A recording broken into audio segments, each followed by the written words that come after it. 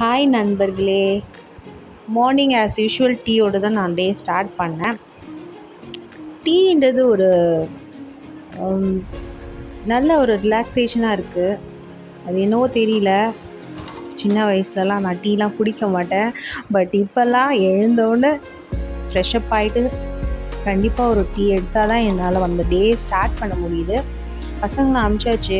So நமக்கு என்ன breakfast அப்படின்னு நான் யோசிச்சுட்டு இருக்கும்போது பால் சப்பாத்தி நான் வந்தது. ஸோ 2 சப்பாத்தி பால் போட்டு சாப்பிட்டாச்சு. ஆஸ் யூஷுவல் லஞ்சுக்கு lemon rice with potato fry.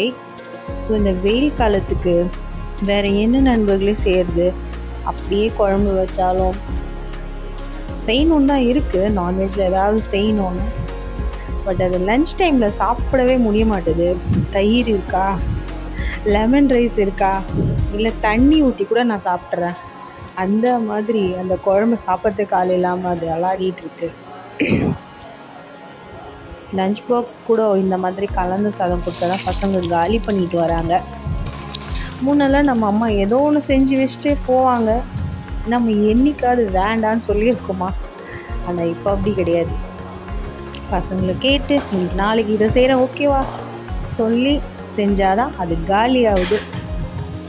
இல்லைன்னா அப்படி ரிட்டர்ன் வருது, என்ன கேட்டால் செஞ்ச அப்படின்ற மாதிரி. ஸோ நம்மளுடைய சமையலை கூட நம்ம முடிவு எடுக்க முடிய மாட்டுது இந்த காலத்துலலாம்.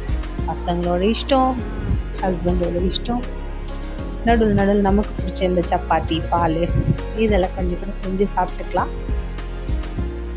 ஆஸ் யூஷுவல் டின்னருக்கு இட்லியும் சட்னியும் தான்.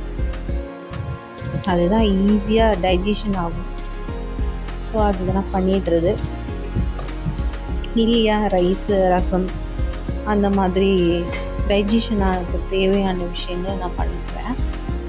எங்கள் வீட்டில் பெரியவங்க இருக்காங்க, வயசானவங்க இருக்காங்க, குழந்தைங்க இருக்காங்க, மிட்லேஜ் பர்சன் நாங்கள் இருக்கோம். ஸோ எப்பவுமே ஒரு இட்லியும் ஒரு சட்னி ஏதாவது இருக்கும், தென் ரைஸ் ரசம் இருக்கும்.